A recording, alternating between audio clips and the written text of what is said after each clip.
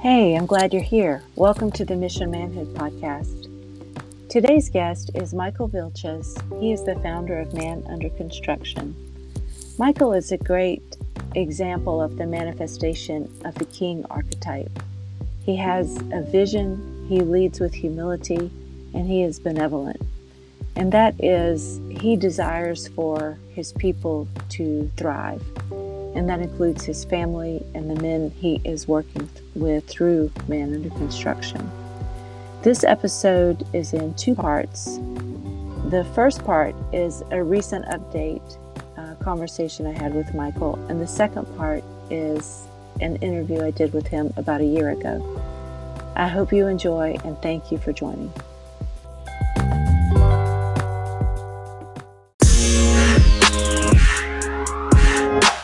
Hello, Michael. Are you there? Yes, I am here, but it's cutting off quite a bit.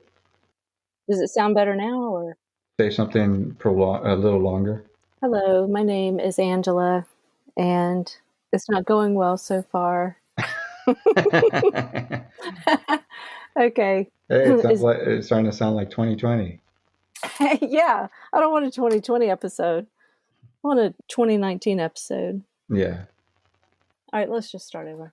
Okay. Hey, Michael, how are you? I'm doing great. Well, thanks for joining me.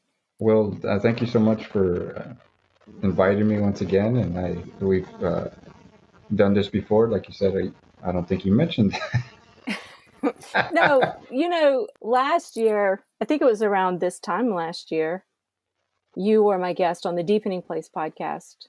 Yes, you mentioned it prior to this in the bloopers, and that's why I referenced it. Not in the actual podcast that we're recording. Yeah, well, I loved that episode so much.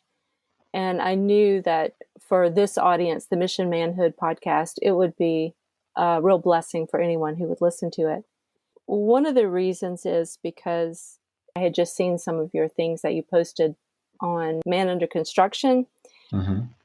Your humility just kind of blew me away. And what I mean by that is you just told your whole story.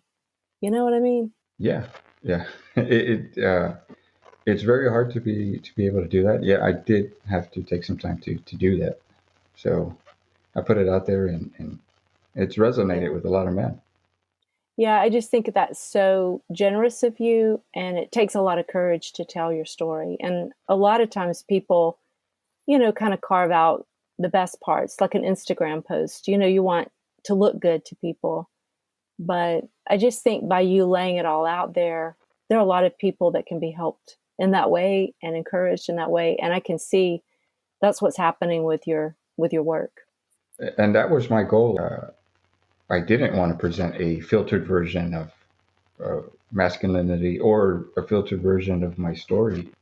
As I start to tell different things or share different things on each post, I wanted to be as unfiltered and real and show my failures and my weaknesses along with my strengths. I think that's one approach that I had never seen on a page or in social media, because like you said, normally we like to share the best parts of ourselves. And I wanted to be authentic. I wanted to be real. And even now I'm still learning, and I don't got it all figured out. You talk a lot about the archetypes, just looking at the archetypes of king, warrior, magician, and lover, kind of as a just guidepost for people. Mm-hmm. I see and hear people talk a lot about the king and call each other king, and women call each other queen. And they're not really willing to pay the price to give themselves that label. One of the hallmarks of the king is humility. And that really comes across with the way you interact with men and the way you put yourself out there. And ultimately, the humility is just bowing your knee to God or something greater than yourself. Like, as great as I am, there's something greater. Always. And it's important to acknowledge that. And I think the journey to being a better man inevitably ends up at that fork in the road. Like, as you start to search deeper and why do I need to do these things? Why do I need to be better? You end up at a higher power Yeah. as the reason, as the purpose to continue going on this journey. Because if not, why? What is it all for? Yeah. One thing that you said in the episode last year, you mentioned your wife. And it's funny because when I thought about doing this little update, I wanted to ask you about this because I see it so rarely. And just today and yesterday, you posted about the exact same thing I was going to ask you about. So I feel like it's kind of meant to be that we talk about this. Okay. So you said, my wife had always had to be the strong one and pick up the slack. She had to fend for herself. And you said, I come into this picture and I'm working on myself, and we start to kind of bump heads. And then you said, I noticed that as I started to embrace these different aspects of masculinity and manhood, the leader, the king, the warrior, the lover, I started learning how to harness these things and balance them. I learned that when a woman feels safe in the environment she's in with her man, she will lower her guard. If I'm secure in my masculinity and I'm using it in a mature way, in a wise way, she is free to be the feminine that is her deepest desire to be. I said all that. Yeah, you did. That's like a direct quote. Wow. But yeah, it's along the lines of a lot of stuff that I share, especially when in regards to my wife. I think it was yesterday or the day before, you said, when she puts down her wall, her only defense is my strength. I think that was today. God, that is so poetic and so true. Uh, well, as I was writing it, a little, well, the behind the scenes. Yeah, as to how I put my posts together. Actually, I don't write them down. I don't schedule them. All of them are fresh, like a thought that I just came to my mind at that whatever I'm feeling at that specific moment. I go ahead and write down and try to articulate it as best as I can. Actually, it just hit me when I was writing that down that when she lowers her guard down, she's vulnerable. She's tender as the nature is within women. You know, deep inside is to be soft and tender. It has nothing to do with strength and rising above. It's really delicate and fragile place, and the only strength that she has to depend on is the one that I have to offer. And actually, as I was thinking about it earlier or later on in the day after I shared it, I started just kind of digging deeper into what I had shared in the post. That a lot of reasons why women have abandoned femininity is because they can't be in a fragile place and be strong at the same time.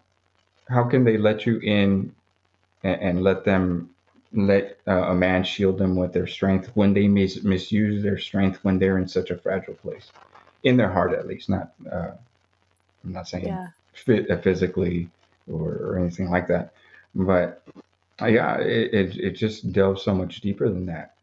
Especially because I get a few comments back and you're weak or whatever, but I really think about it and it's like, well, maybe they haven't experienced what it is for a woman to show them true feminine energy because they've Yeah. misused their strength or they don't know how to use it. Yeah. We talked about in the original episode the relationship between a man and his mother. And if you don't do that work, it's really hard for you to establish, a relationship with your wife. 100%. Maybe some of these people that misunderstand you, it could be really complicated in that way. Maybe it's something else going on. Oh They've yeah, definitely. they're spending so much time trying to get their respect from their quote mother figure that they're not willing to rise up and be that leader. So Exactly. Yeah, there's so much that goes into that people don't realize. I understand that there is some unfinished business within themselves that they need to yeah, deal with. And it doesn't matter how much I try to explain or how much I try to defend what I shared, it's not really going to make a difference until they see it for themselves and realize it. yeah, it's like you've allowed yourself to consider this at a much deeper level, and you've kind of embraced wisdom. And so you're arguing with somebody who's still in their mind and their ego. Yeah. And I mean, they can't grasp what you're seeing. When you're in that place, it is a beautiful place. It is just an amazing place, but you have to be very, very delicate with it. You have to be tender, Yeah. and you can't Yeah. approach it as the warrior archetype, because the warrior Yeah. archetype only knows war and battle, and that special place requires the hands of a tender lover. I just want to read this if you don't mind. It was another post that you've written, but it Oh says, yeah, I've become a safe place for her. This place has allowed her to open up parts of her heart that have been caged up due to self-preservation. When she embraces her femininity, it ignites my masculinity. And goodness, that's what I try to explain to people a lot. You know, in a couple's relationship, it has to start somewhere, that flow, that like infinity symbol flow. And I honestly, and this is hard for some people to hear coming from a woman, it does start with the man. He holds his hand out and asks her to dance with me. yeah, 100%. And then you get her to dance with you. And eventually, over time, you are breaking down those walls, and it makes you better. It makes her better. It makes you better. It really is a beautiful thing. Yeah, it's a very beautiful, and it can be sensual and it can be amazing. But you're right, it all starts with the man. And Yeah. unfortunately, a lot of men are so jaded or so frightened by that thought that they miss out on what, to be honest, I guess they miss out on what femininity is. It's amazing. Yeah.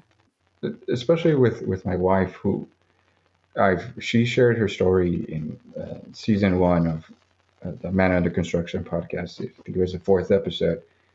And if anyone has taken the time to listen to it, that's really harsh stuff. Like, that is really hardcore stuff, what she's had to endure.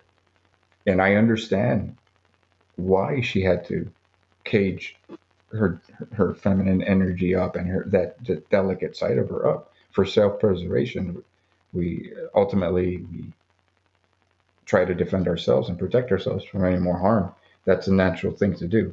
And we've had to work on a lot of stuff, especially on myself, because unfortunately, with women that endure pain at the hands of a wounded male, it leaves long-lasting scars. And I've had to work on myself and work together with her to be able to slowly pull down those walls and start to allow her to feel safe.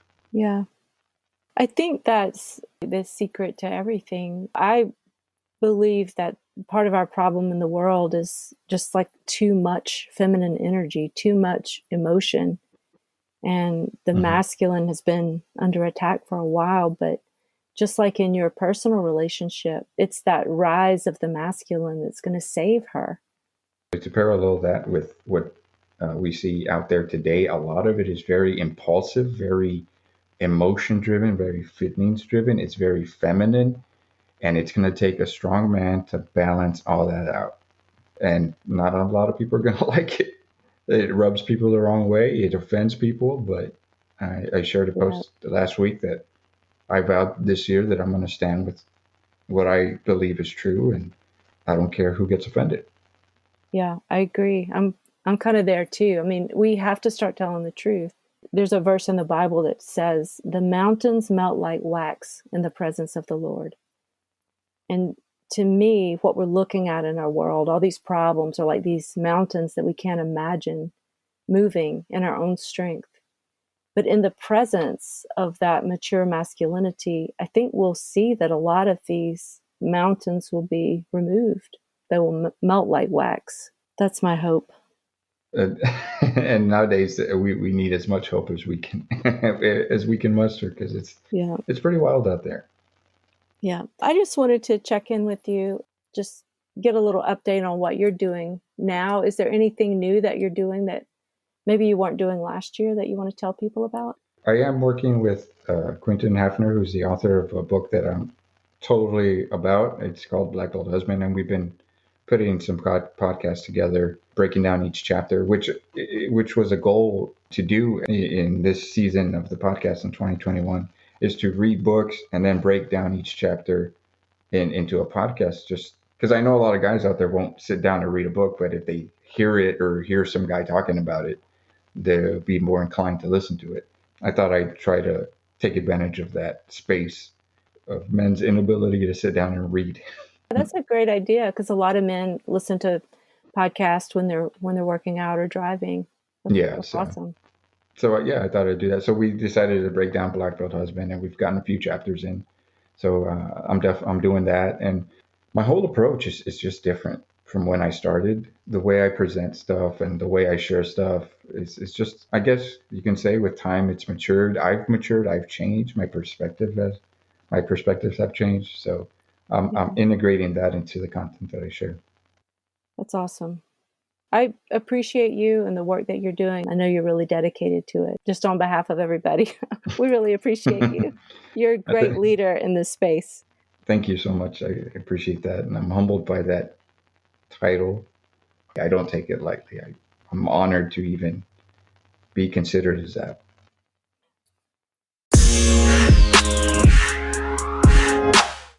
Today, my special guest is Michael Vilches. He is the founder of Man Under Construction. Hi, Michael. Hi. It's good to be with you, and such an honor and privilege to be a guest on your podcast. Well, thank you, and thank you for being here. Your bio on your Instagram account says something about a journey to true manhood. Can you tell everybody a little bit about what you do, what your vision is for your work? Yeah, of course. The journey to true manhood, by what it says, a journey. It's obviously a trip, a destination. You have to go somewhere, a process you have to go through to true manhood. And what the Man Under Construction is looking at all the bumps in the road and all the distractions and everything. Let's say you're on a journey, you're on a road. There's distraction, there's stores, there's signs, there's landscape, and on that journey, you see all these things, and that's what Man Under Construction is. It's going down the road to discover true manhood and stopping at every little place on the road to discover what each individual situation that comes up, what's the meaning behind it, what it stands for, how I can apply it to my life. And that's really what Man Under Construction is all about. It's my story of overcoming several things in my life. And I'm sharing these things because as I prepared myself to start Man Under Construction, I realized that I'm not the only guy searching to be a true man. And that is something that we've lost along the way through for the past few decades. That's basically, in a little nutshell, that's what Man Under Construction is all about. Yeah, I noticed on your Instagram and several places, I see that you talk about a real man or a true man. What does that mean to you? A true man or a real man, of course, this is my perspective, but I think a true man is a man who is healed, who is whole, who has addressed his wounds. That's not, I'm saying that he's perfect. A true man is never perfect. No man is ever perfect, but has taken the time to do the inner work and address the wounds that shape his decisions in his life. A quick example, I'll use my life. My father really wasn't around, and that abandonment, that neglect affected every choice I made after that. It affected how I saw myself, how I viewed myself, how I interacted with women. And it wasn't until then until I realized that I had to really address that part of my life, forgive my father, confront him, talk to him, heal from that wound, and start to become whole. And that's what I really mean by true man and real man. I think a real man is someone who is whole and has dressed his wounds. He's not bleeding all over his family, himself, by lashing out or reacting in certain ways because of issues that he hasn't dealt with. And that's what I think that's what a real man is. Yeah, I love that you say that. A lot of the sites that I've seen kind of have a different definition. It's more of like someone who feels threatened by this idea of masculinity getting away from them, and they want to just defend that ideal. I love that you're taking it inward you're being accountable for yourself and your wounds. And then from that place of healing, you're offering yourself to the world, to your family, and then even outward to other men who want to be on this journey as well. Yeah. And I feel and I believe it's really important because, well, like I said, we base decisions on prior experiences. And if our prior experiences are wounds that haven't healed or wounds we haven't addressed, we make decisions based on that. How we interact with our family. It could be something as simple as having an overbearing mother or a mother that took care of us. We search for, when we go out into the world as men, we don't search for a woman, but rather someone to replace our mother. Mm. And it all comes into play. It all comes into play. If we don't address what's going on the inside, the outcome of our present day is going to shift dramatically. I believe 100% that we should focus on the inner man. I think if we started off there, men would be a lot better off. And like you said, and I'm very well familiar with these pages that offer tips on masculinity. It's usually exterior facets of masculinity. It's the alpha, it's the power, the strength. It's what appeals to many of the men that feel that they're weak or that they need to focus on their strength. It feels more like a focus on the ego, strengthening ego, not balancing that with the inner work, the healing. That's 100%. And usually, and I have said this, I say this on my podcast and I share it out there, you can't build a strong structure without a strong foundation. So if you bypass all the inner work and you start focusing on strength and ego and pride, you're going to end up with an imbalance in those areas. You're going to be arrogant and you're going to misuse your strength because you didn't harness wisdom to be able to use the strength in the right proportions. And you're not harnessing the love aspect of yourself. So you're going to abuse these exterior traits of masculinity. And that's what I find a lot out there. And I try to call it out once in a while on my post, but yeah, 100%. There's an imbalance in what we focus on as far as the content that's available to men. And that's one thing that I want to do. I want to bring a balanced perspective. I want to explore every aspect of manhood, not just the strength, not just the leader, the protector, the provider. I want to delve into the lover aspect of ourselves because we certainly need to love our family and our children. Yeah. And love does require some strength. Love requires understanding, compassion. So those are things that we don't focus on a lot. And that's what Man Under Construction is all about, exploring those. I'm not familiar with every aspect of manhood. I'm still learning. Yeah. But what I do know, I want to explore. Like I said, it's a journey, and I want to stop at every pit stop on this journey to explore every facet of our masculinity and manhood. Yeah, I think that's really amazing. One of the things that I really love about following you is your humility. And that's an element that's really missing in so many places now, like even with, building your online presence and, building a business and becoming a man, we forget that wisdom comes after some form of humility. Like you have to take everything you know and then like submit it to love or healing. And then you can emerge with true wisdom. Yeah, 100%. And actually, it's funny that you say that because I was working on a post actually like a couple minutes before we jumped on here, and it was exactly that. It's let me pull it up here on my phone. I don't want to misquote my own post. I'll misquote. You don't want to misquote yourself. Okay, let me see what we got here. Okay, it says, I never ask for power. Power is only given to those who are prepared to lower themselves to pick it up. And I thought that I ran across it, and I thought that was powerful. When I read this, my mind went back to the old days. When a king or when a father would pass on his inheritance, the power, the legacy of the family, it wasn't given upwards. It wasn't passed up. The son knelt by his father, and the father would give it down to him, would pass it down to him. When we think about kings, when people would come before him, he would kneel, and the king would knight him. Or if he was gonna give a blessing, the individual, they would kneel before the king, and he would hand down this blessing. When I saw that, it really resonated with me. True power comes with those who are willing to humble themselves, to kneel before someone higher than themselves and receive that power. And then I delved a little deeper. I took that aspect a little bit better. So what is the art of humbling yourself? What is the art of kneeling? Well, if we look at it physically as a man, when we kneel ourselves physically, we put ourselves in a very, very precarious position because we can be overtaken physically. Yeah. So if we don't let that go and make ourselves vulnerable, we won't receive that power. Not necessarily that we are weak, but we put our defenses down. And also emotionally, when you think of kneeling, it's a form of surrender. When you kneel before someone, it's like you're giving yourself, you're putting your guard down, you're opening yourself emotionally. And from the spectator's perspective, this looks like a sign of weakness. But from the person who's kneeling, he knows full well that I got to go through this process in order to get to the next step of where I'm trying to go. So I might have dug deep in just that little quote that I ran into, but I felt that that's what it was speaking to me. And there's so much power, like you said, in humility. Yeah, I like that. And, one of the reasons I follow you and some of the other accounts that are really focused more on men is because as a therapist, I work with a lot of men and I can glean a lot of insight from you guys. And so I appreciate your work for that reason too. But one thing that I tell men is that you have to be willing to expose your vulnerability.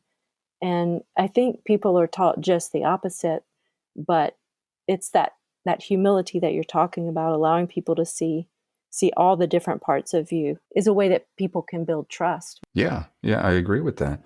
And everything you just said is all part of masculinity. It's all different facets. It's not all of it is pretty and not all of it is something that we want to dive into. But if you want to be whole, man, not perfect, not to be confused with perfect, but if we want to be whole and really be a positive force, we've got to focus on every aspect, including vulnerability. And that exposing your vulnerability starts with you, starts within, because I feel like what you're saying is that some people aren't allowing themselves to see.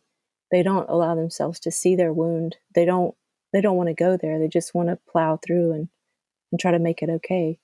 But it sounds like what you're saying is the path toward healing and wholeness is allowing yourself to stop at these pit stops and examine, maybe like you said, your mother wound or your father wound or how you've been hurt in the past, and unpacking that and working through it and allowing it to heal. It's important that we do that. It's important that men do that. And it's not pretty and it's not nice and it's not fun. It's not an amusement park. Yeah. It's a lot of work. It's a lot of work of searching, a lot of pain that you have to go through. But from my journey, if I may share a little bit of my story. Sure, I would love that. At this point in time, when I find myself, if I look inside, I feel myself more confident. I feel bold in what I do. I feel secure in my masculinity and my manhood. And I'm confident in myself. I'm confident that I can lead with wisdom. I am by no means perfect. Just ask my wife. just call my wife up and she'll let you know how imperfect. She'll give a witness for that. Yes. And my family. And I've screwed up so much. And I still screw up and I will continue to screw up. The point is trying to work on yourself to get to a point where you acknowledge your mistakes and you quickly correct them. Mm-hmm. You quickly work on them. So to share my story aspect of it, I was my father he was there, but not there. My parents went through a divorce. He wasn't really there for me. A lot of disappointment, abandonment. So around adolescence, I was introduced to pornography, and to kind of give a summarized version, I took in this material, this explicit material, and it started to define who I was. It started to define what a man is, how a man interacts with a woman. This is what I thought being with my spouse or being, with my future wife at that time when I was in my teens, this is what I expected in a relationship. And it warped everything that I was thinking, and it consumed my every thought, and it destroyed a lot of parts of me. Just for the fact for being so consumed by it, you lose so many lessons from life. That's all you think about. You can't focus on anything else. So to go on several years, I was addicted. 20 plus years, I was tied to that. So to go back in time, I did go through my teen years, and it wasn't as rabid as it was in my 20s, because obviously I'm 39 right now, and in my teen years, it was 1995. Internet access wasn't still what it was today. You know, we still had flip phones, and You had to work harder to get yes, access to it. exactly. But in my heart, I still wanted, like, I still was still searching for it. I still wanted it. But as soon as the boom for internet access came out, the addiction ran all over the place in my life, and it bled into my first marriage. And in that first marriage, it destroyed trust. It destroyed the self-image of my ex-wife. It destroyed, like I said, destroyed the marriage. It ended in divorce. Because of my addiction, I lost access to my daughter, not in the sense that I couldn't see her anymore, but the simple things in life that we take for granted. I couldn't tuck her in bed every night, Yeah. call her, say goodnight to her, kiss her on the forehead. I did that to myself because of my addiction. That was taken away from me.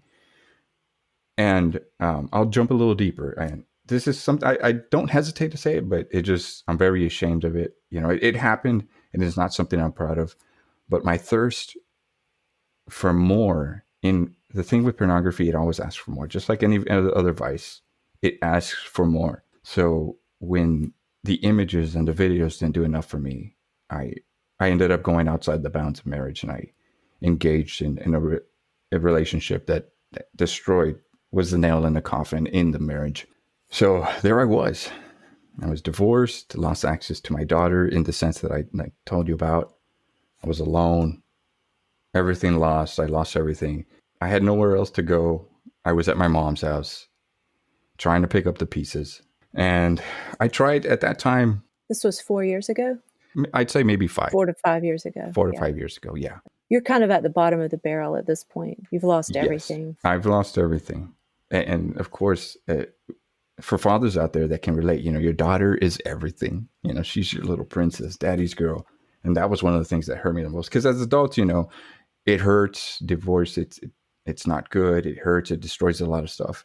But, we're grown adults, and we can overcome. But it's the children who suffer the most. And that's one of the things that hurt me the most. And so that was one of the driving forces of why I had to change. I wanted to be the best father. Yeah. It sounds like you're kind of at a point where a lot of people are when they come to see me at the bottom of the barrel. They've lost everything.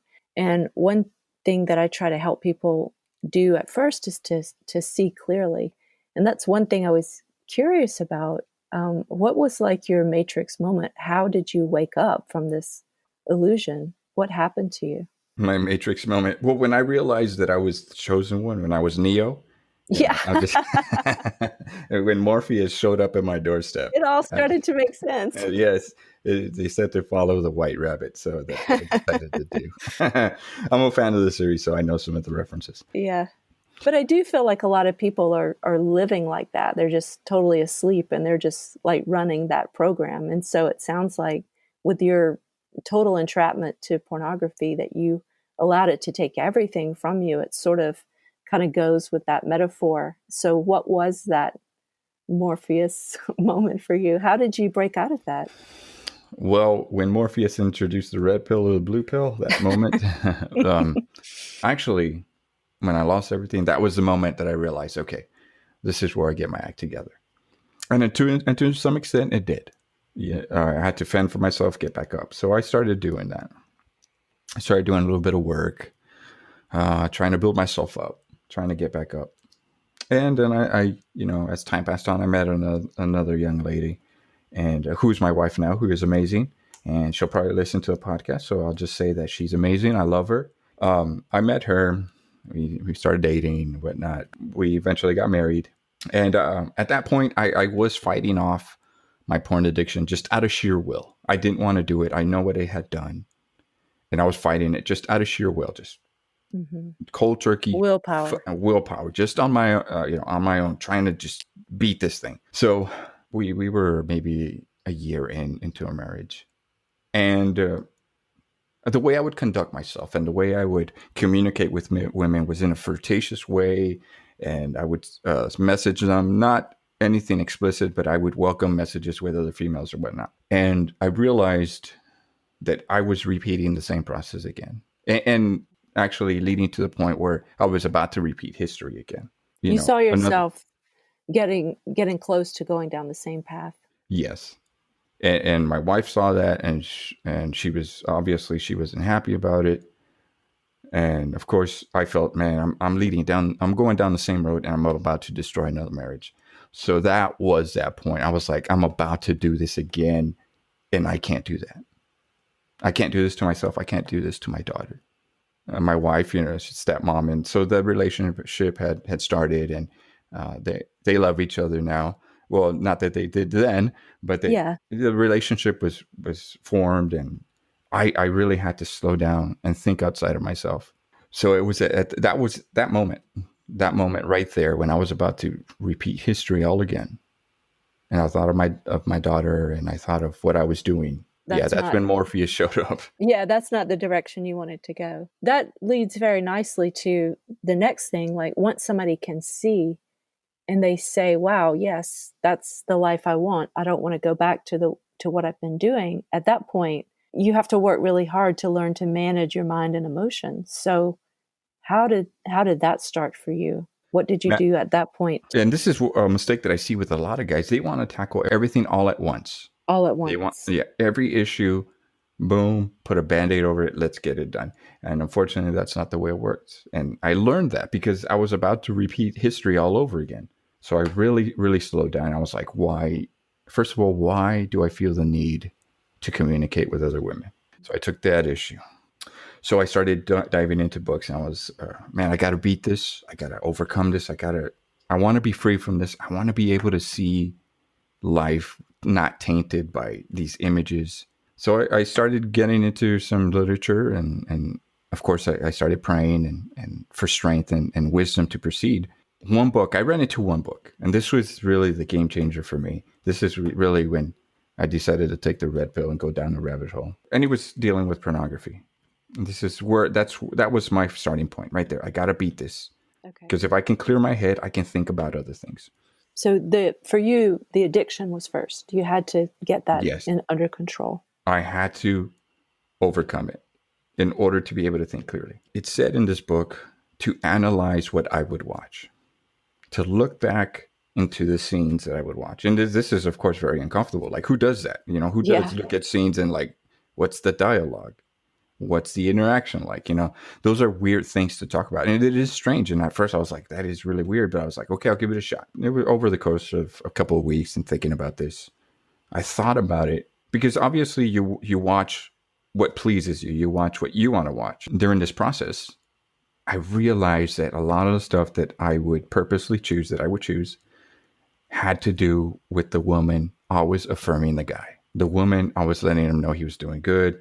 Whatever the dialogue is, and he's, oh, you're a great lover, you're pleasing me, this and that, and you can imagine all the other stuff that goes on. Yeah, and on and on. and on and on. It was constantly affirming the guy, making him feel like a man. So I took that. I was like, why do I need to be affirmed? And not just affirmation, but affirmation from a woman, because obviously we're going to this and I'm hearing this from a woman. So I realized that I was searching for female affirmation throughout this whole process. Why am I searching for female affirmation? And then I went deeper and I was like, well, because I never had any male affirmation and all I grew up was with my mom. So there was no balance between the affirmation from either parent. So that's one thing I was constantly searching for a woman to tell me I was doing good. It led up to the point that, man, this all started right when my dad got divorced and I turned to my mom for everything. And she became my hero. And moms do the best that they can with the hand that they're dealt. They do an awesome job. That's not to say that they don't, but they're not equipped to fill a father role. No matter how hard they try, they can, you've heard the saying, iron sharpens iron, right? Yes. The only way iron is sharpened is by another man. Iron sharpening iron. And I didn't have that sharpening. I didn't have that affirmation. I didn't have that calling out by another man to step into manhood. So I sought it. And this was my way of trying to cope with that. Pornography. Other people turn to drugs, turn to gangs.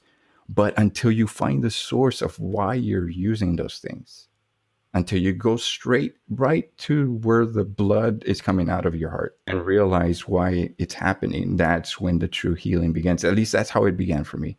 And I say pornography because this was my coping mechanism. Yeah, that was your particular manifestation. Your Yeah, and addiction. for other people, it can be jumping from for other guys, it can be jumping from women to women, trying to conquer women over and over, searching for women to define their masculinity.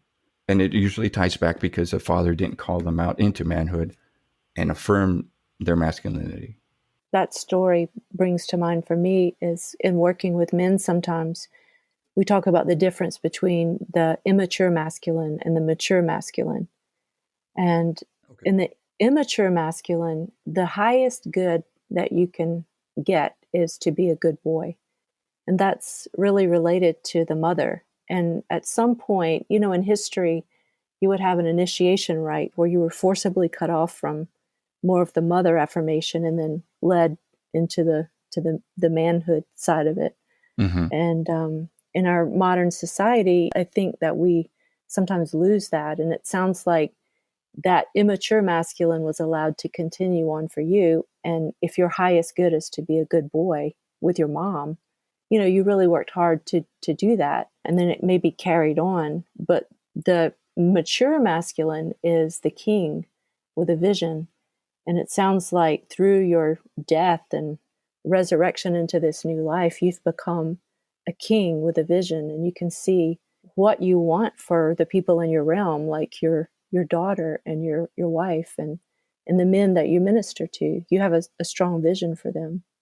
Yeah, and the way you said it, as far as that is perspective I hadn't heard. The highest you can be is a good boy, and that's 100%, and that's 100%. A lot of times, these guys that grow up in just single parent home, mom raising them, they just transfer one from one mother to another and just change the title to wife.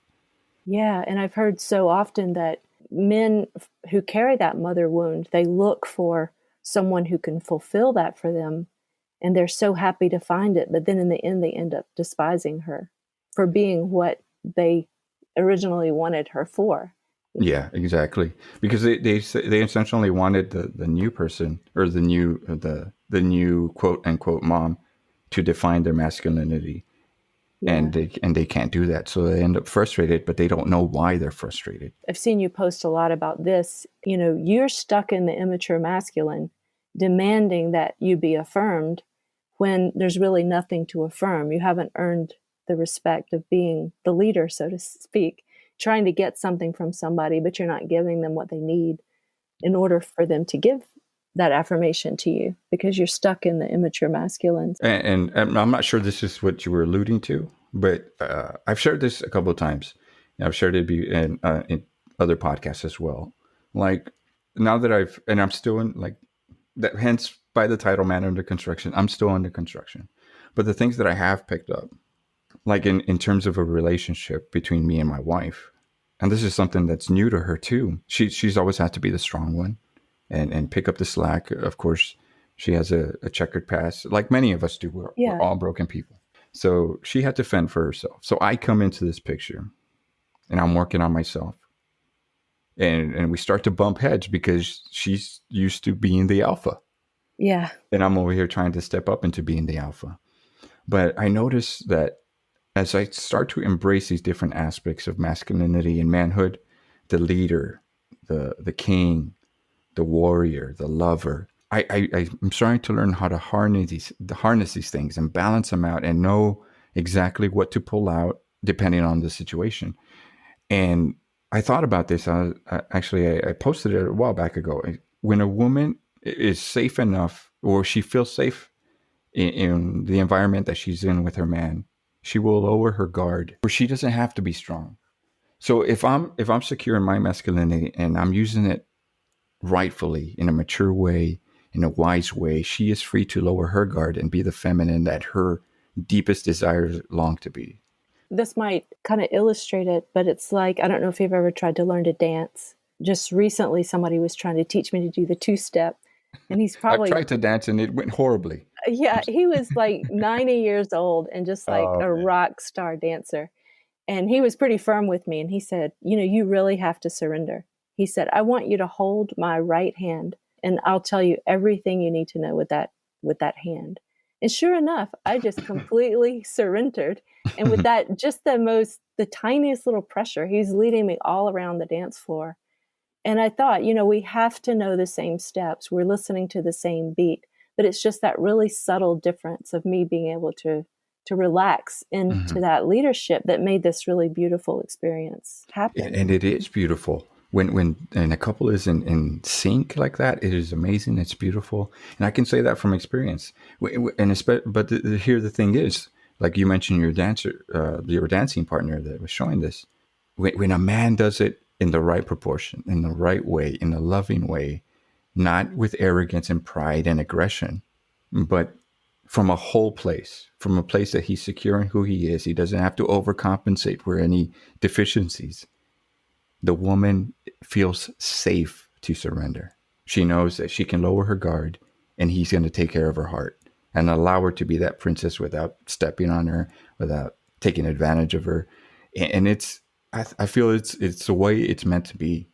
I don't know if you agree with this or not, but I feel like that is a very special, intimate relationship.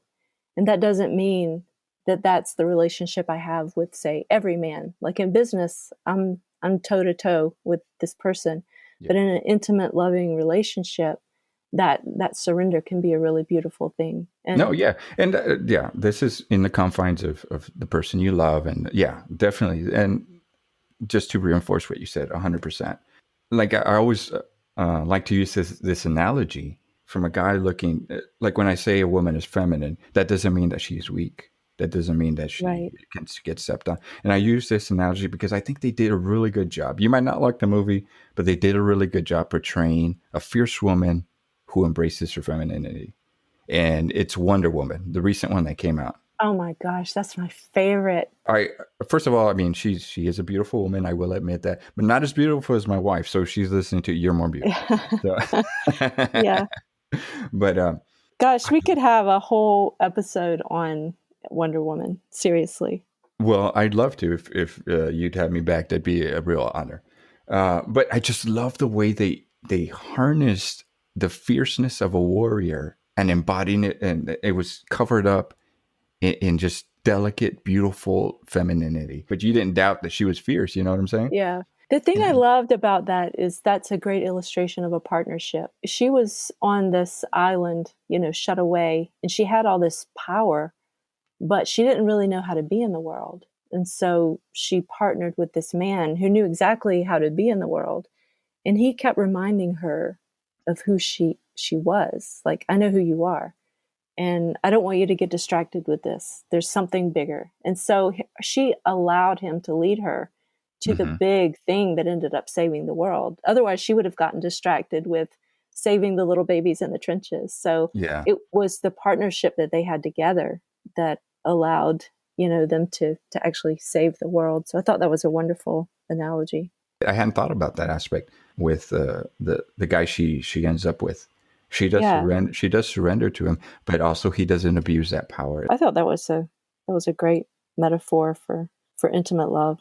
I really appreciate you taking the time to talk with me today. And I think the best interviews always end with wanting more. Like, I wish I could talk to you for another 30 minutes. So one thing I wanted to do is read something that you wrote, just to kind of wrap it up and let people know your heart. So you said on one of your Instagram posts, I decided to forge a man out of the rubble I was. I still have much more to learn, but as I grow in understanding, I see my purpose. I see what I am called to do as a man. I'm not suggesting purpose is easy to find, but it is there for all of us.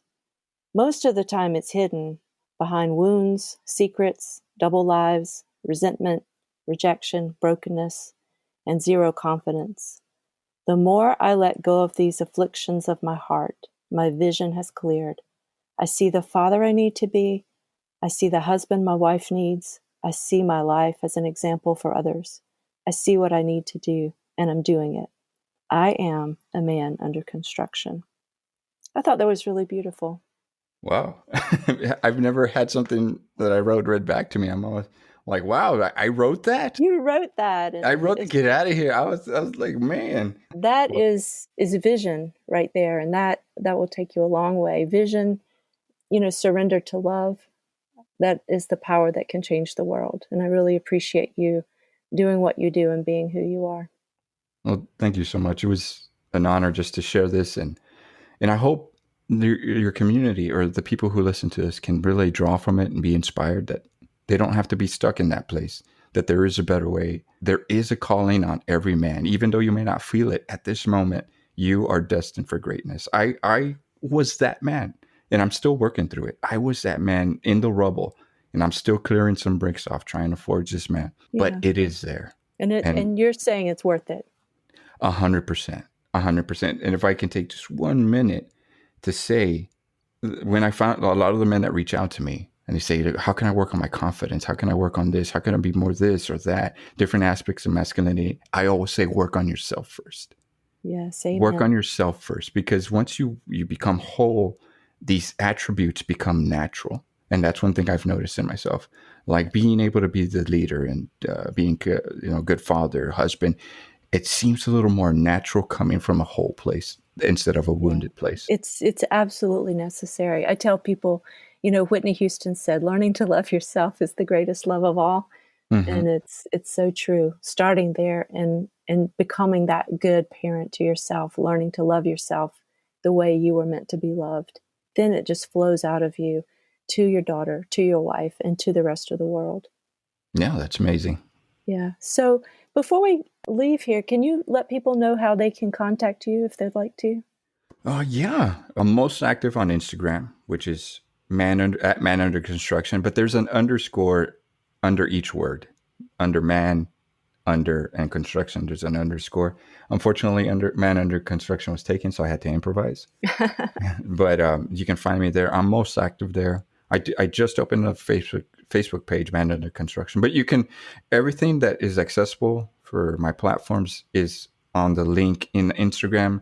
I just opened a YouTube channel, which I hope to do more of and share the story that I just shared with you guys. I want to get my story out there, hopefully grow in that platform as well. But I have that. And I launched a Patreon, which is pending. And I know I've had some people ask how they can support. So as soon as that launches, I'll let everyone know. This is my passion. This is what I want to do. And unfortunately, it does take a little funds to get this stigma rolling. So I'm hoping people can support in that way. Yeah, I can attest to what you're doing. You have an incredible work ethic, because I work full time and I'm trying to post and do these podcasts, and you're just posting like crazy. And I always think, wow, he is really working, keeping the candle burning on both ends. So during lunch, I'm like, every little free time I get, I try to throw something out. Yeah, you're doing a great job, and I appreciate it. Well, thank you so much. Yeah, thanks for joining me. Hopefully we'll talk again sometime. Hopefully we do.